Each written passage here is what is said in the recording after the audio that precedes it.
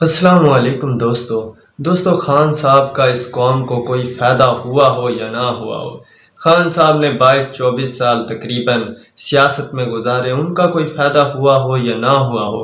خان صاحب نے تقریباً 3.5 سال گورنمنٹ میں گزارے، ان کا بھی چلو کوئی فائدہ نہ ہوا ہو تو لیکن ایک فائدہ ضرور ہوا ہے اس قوم کو ماننا پڑے گا۔ خان صاحب کا ایک فائدہ ضرور ہوا ہے، اور وہ فائدہ یہ ہے پڑا کہ خان صاحب نے جو ان لوگوں کے ساتھ کیا ہے، جو اداروں کے ساتھ کیا ہے، جو باقی سیاستدانوں کے ساتھ کیا ہے، قوم کو پتہ تو چلا ہے کہ آج تک جو اتنا IMF سے پیسہ لیا گیا یا دوسرے بینکوں سے لیا گیا یا قومی بینکوں سے لیا گیا یا دوسرے ممالک سے لیا گیا، وہ گیا کہاں ہے۔ قوم کو یہ تو پتہ چلا ہے کہ ایمن فیلڈ ریفرنس کے یہ فلیٹس کس کے ہیں، قوم کو یہ تو پتہ چلا ہے کہ یہ جو شہباز شریف صاحب کی انڈسٹریاں ہیں، حمزہ شہباز کی ہیں یا ان کے سلیمان شہباز کی ہیں، یہ کس کی ہیں۔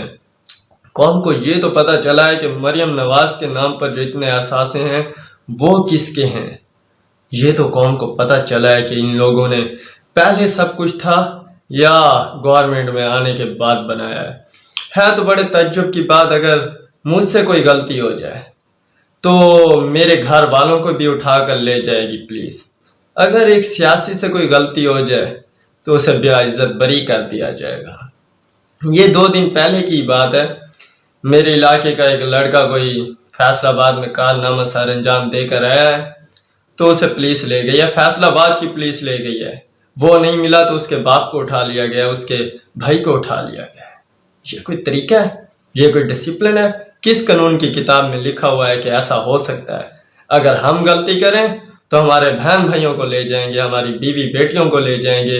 اگر سیاسی غلطی کریں تو ان کی بیٹیاں بھی عزت دار، وہ بھی عزت دار، ملک لوٹ جائیں سارے عزت دار۔ خیر، بات یہ تھی کہ قوم کو اتنا ضرور پتہ چلا ہے، ان لوگوں نے پچھلے 50 سالوں سے اس قوم کو بے وقوف بنا کر رکھا ہوا تھا کہ یہ سارا مال کس کا ہے، اور IMF کے فنڈ کہاں گئے، اور دوسرے ممالک سے لیا ہوا قرضہ کہاں گیا۔ ہمیں سوچنا چاہیے کہ اگلے الیکشن میں ہمیں کس کا ساتھ دینا ہے اور کس کے ساتھ ٹھہرنا ہے۔ اللہ حافظ۔